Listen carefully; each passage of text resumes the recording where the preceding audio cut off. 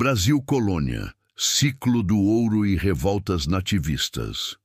Introdução: quando o açúcar perdeu o brilho. Os olhos da colônia se voltaram para o interior. Nas montanhas de Minas, nas águas dos rios e nas mãos calejadas dos bandeirantes, o ouro começou a surgir.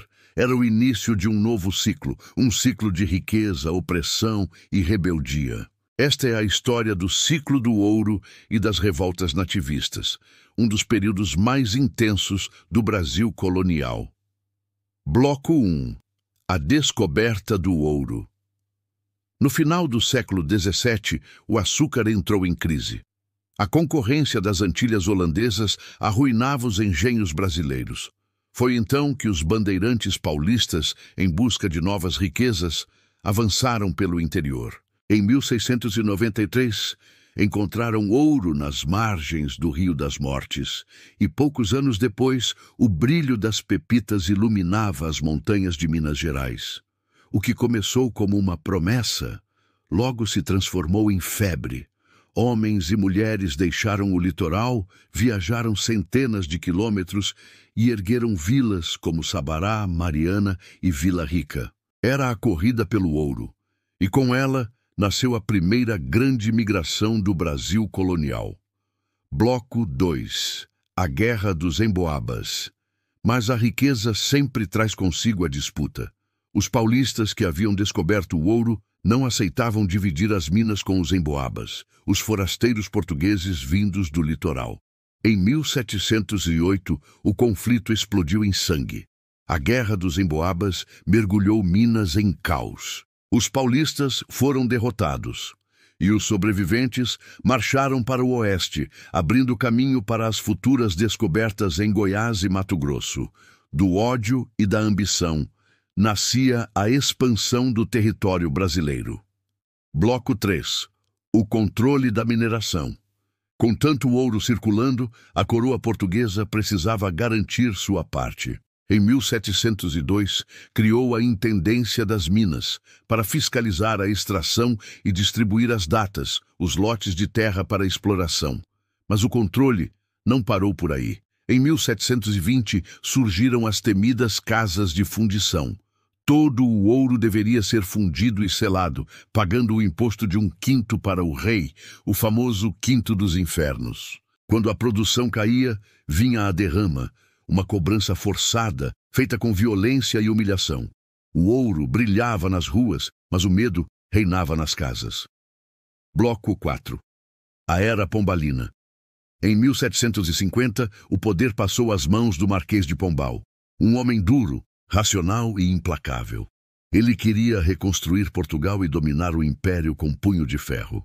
Criou as companhias de comércio, estimulou novas culturas no norte e combateu o contrabando com rigor.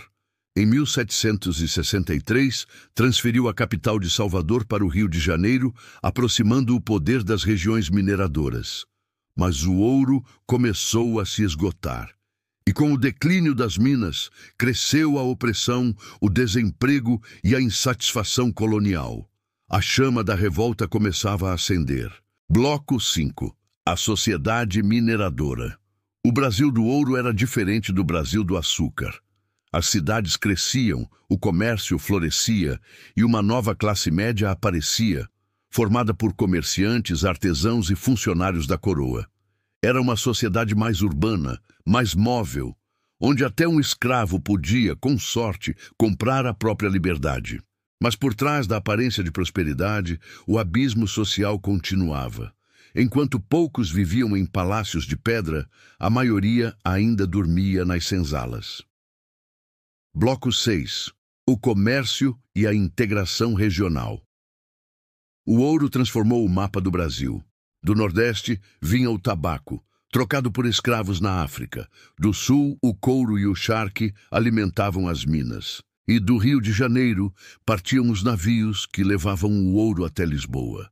Pela primeira vez, as regiões brasileiras estavam ligadas entre si. Era o nascimento do mercado interno colonial. O ouro uniu o Brasil, mas também o acorrentou ao domínio português. Bloco 7. Os diamantes. Em meio à corrida pelo ouro, outro tesouro foi descoberto: os diamantes. No Arraial do Tijuco, hoje Diamantina, as pedras brilhantes se tornaram monopólio real. A coroa criou a real extração de diamantes, e quem ousasse contrabandear, pagava com a própria vida. Nem mesmo o brilho das gemas podia escapar do controle da metrópole. Bloco 8. As revoltas nativistas. A riqueza concentrada e a cobrança de impostos excessivos alimentaram a revolta dos colonos. A primeira delas foi a revolta de Beckman, em 1684, no Maranhão. Os irmãos Manuel e Tomás Beckman lutaram contra o monopólio da Companhia de Comércio. Foram derrotados e executados, mas deixaram o grito de resistência ecoando. Em seguida, veio a Guerra dos Mascates, em Pernambuco. Os senhores de engenho de Olinda enfrentaram os comerciantes portugueses do Recife. Mais uma vez, a metrópole venceu. E, em 1720, a revolta de Vila Rica, liderada por Filipe dos Santos, se levantou contra as casas de fundição e os impostos abusivos. A resposta da coroa foi brutal. Filipe foi enforcado e a repressão aumentou.